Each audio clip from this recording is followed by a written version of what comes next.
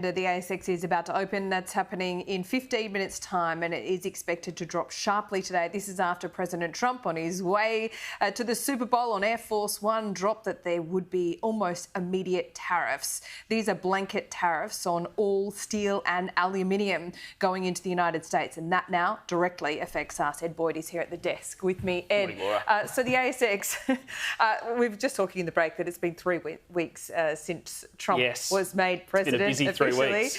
And here we are. We've been talking about the trade wars and them escalating. We've seen this movie before. It happened in 2018. We were able to get an exemption.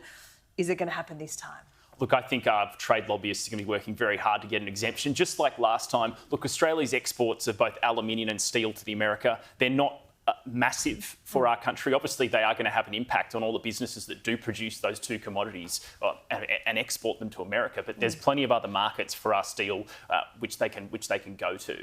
But this tariff, obviously, we've seen it before, just last week or the week before with Canada and Mexico. Trump dangles the carrot and then uses it as a bargaining chip and has delayed those tariffs from those two countries. I imagine there'll be a similar sort of deal making behind the scenes happening right now ahead of this press conference that he's going to give tomorrow, where he officially announces what he's actually going to do. But obviously there's a lot of steel and aluminium related businesses here in Australia that are probably a little bit worried at this stage. They do have the blueprint of what happened in 2018, where Australia did get an exemption.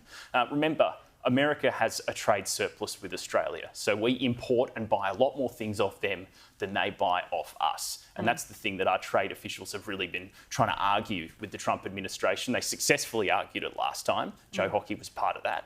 I imagine there are similar conversations happening right now. We should have an ASX chart just showing what the expectation is for the market this morning. I believe it was meant to be falling about 0.8% in early trade. This is the ASX futures.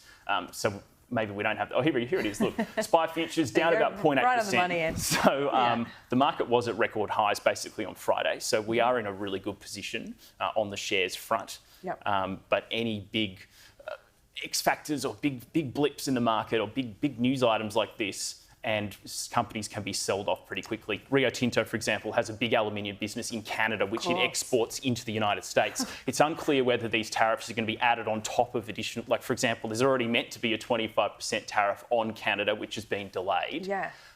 Will these steel tariffs be added on top of that? Or is...